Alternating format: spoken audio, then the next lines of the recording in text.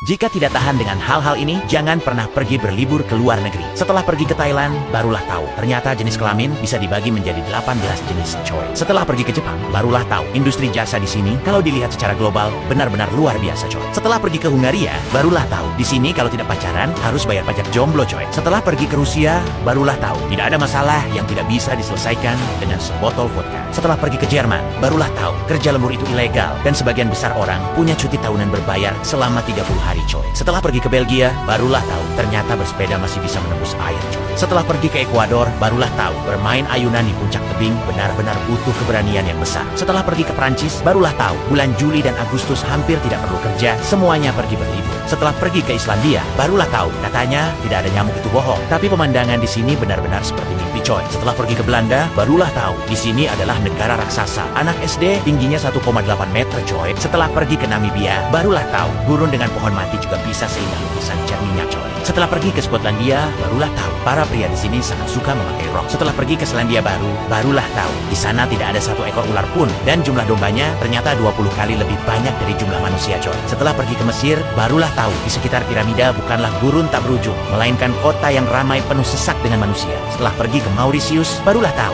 air terjun bawah laut ini bisa menelan seluruh samudra Hindia, coy. Setelah pergi ke Latvia, barulah tahu wanita cantik di sini tidak hanya banyak, tapi juga agak khawatir tidak bisa menikah. Setelah pergi ke Yunani, barulah tahu negara ini berdiri belum sampai 200 tahun, tapi negaranya sudah bangkrut 4 kali, coy. Setelah pergi ke Kepulauan Faro, barulah tahu ujung dunia ada di sini, coy. Setelah pergi ke Penang, Malaysia, barulah tahu kota kecil yang penuh dengan nuansa Cina ini dengan 2.000 rupiah bisa makan sampai kenyang, coy. Setelah pergi ke Afrika, barulah tahu penguin tidak hanya ada di Antartika, pesisir selatan Afrika juga ada penguin. Setelah pergi ke Kroasia, barulah tahu mata bumi ada di sini, coy. Setelah pergi ke Tanzania, barulah tahu migrasi hewan besar versi nyata jauh lebih mengejutkan daripada di TV. Setelah pergi ke Tonga, barulah tahu tidak perlu kembali ke zaman dinasti Tang. Di belahan bumi selatan ada tempat yang menganggap gemuk itu cantik. Setelah pergi ke Bahama, barulah tahu di sini hidup babi-babi paling bahagia di dunia. Setelah pergi ke Nepal, barulah tahu para wanita di sini seumur hidupnya harus menikah 3 kali, coy. Setelah pergi ke Peru, barulah tahu ternyata gunung bisa berwarna-warni. Setelah pergi ke Yordania, barulah tahu orang ternyata bisa berbaring di atas laut sambil membaca buku, coy. Setelah pergi ke Turkmenistan, barulah tahu disinilah gerbang menuju neraka, coy. Setelah pergi ke Swiss,